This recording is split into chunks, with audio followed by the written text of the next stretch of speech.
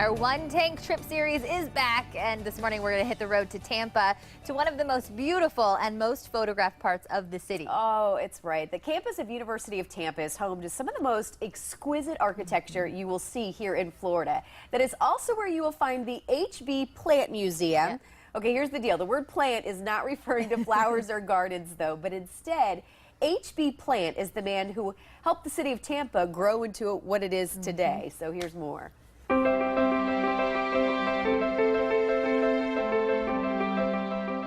When visiting Tampa, there is a name that you're going to see and hear a lot, and it's Henry B. Plant. And I'm so excited to be joining you this morning from the Henry B. Plant Museum this morning. Lindsay Hubin is their Museum Relations Coordinator. Good morning. Good morning. So yes, let's talk about Henry B. Plant, and I don't even think people realize how important he was to bringing Tampa what it is today. Tell us a little bit about Henry. Henry Plant was born in Connecticut, and he started working on a steamship and really was involved in transportation for quite a while. After the Civil War, he started buying up defunct railroads and standardizing railway gauges so that he could decrease travel time from one place to another. In the 1880s, we had a poet come from Philadelphia to Tampa, and it took him 11 days to get here. Goodness. So thanks to Plant and his system of railroads and steamships, he actually got it to the point where you could go from New York City to Tampa in just 4 days. Wow. So he had this railway empire, a fleet of steamships and hotels, and this was his crown jewel, really, the 1891 Tampa Bay Hotel. And this is a crown jewel, kind of a hidden gem as well. If people are going to be visiting Tampa anytime soon, again, just a quick trip, why come here? What do you want them to see at your museum? Well, you really should come here because without this hotel, Tampa didn't exist. When Plant decided to build his railroad here, there were 720 people living in Tampa. That's it. So Plant builds the railroad, decides to build this hotel. He funded it with all his own money. The building cost $2.5 million to build and then another $500,000 to furnish. It had the most luxurious rooms of the day. It had all the modern technology, including electricity, running water, and had one of the first elevators in the state. Anything you wanted to do, you could do here. Daily concerts in the music room, really the height of luxury. One of my favorite stories about the hotel is we have advertisements that say, if you want live music in your room, no problem, we'll wheel a piano over. If you don't know how to play the piano, that's no issue either. We'll send a porter along to play it for you in your room. Oh, how nice. Well, talk about some of the artifacts that people can now come in here today and see that are really one of a kind. Yes.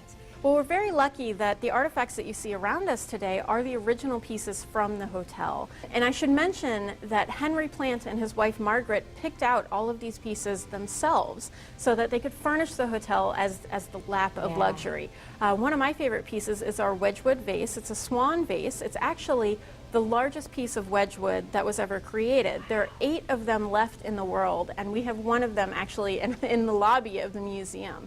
We also have wonderful lamps. One of our lamps is a Chinese water jug that had electric light bulbs added to the top and then a huge shade. Interesting today because you can't really tell that there's any light coming from it because the shade is so heavy and the bulbs are so dim. Well, and let's talk about the bulbs. There's a Thomas Edison connection, which we here in Southwest Florida love. All the lighting that we have in the hotel are replicas of the original. So these are, I always get this term wrong, Edison carbon filament bulbs. Okay. And I should mention that the advertisements from when the hotel first opened describe it as being ablaze in light, and you could read a book any time of day. And people come in today and go, well, why is it so dim in here? But you have to put yourself in that mindset of Victorians in the 1890s. You didn't have fluorescent lighting everywhere. This was very bright. As we close here, again, it's a quick trip from Southwest Florida to visit Tampa here. This has got to be on your must-stop list. Why do you want people to come in and see the Henry B. Plant Museum? Well, we have so many fun events. Every Sunday we have a live theater program. During the month of December, we have a Victorian Christmas stroll where the whole museum is transformed with 100 trees and 40,000 lights. It's just incredible.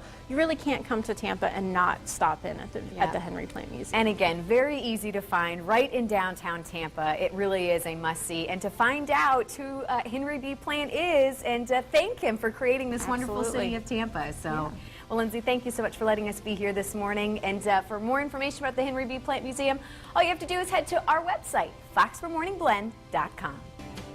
I spent all my life in Tampa and still learned a lot about Henry B. Plant, so you really do need to check it out. Pretty cool. All right, up next, we've all seen those heart-wrenching St. Jude commercials that talk about the children battling cancer, right? They are tough to see. Up next, we get the real story on what's being done to combat childhood cancer and then how you at home can get involved. But first, look at your Fox forecast and these headlines.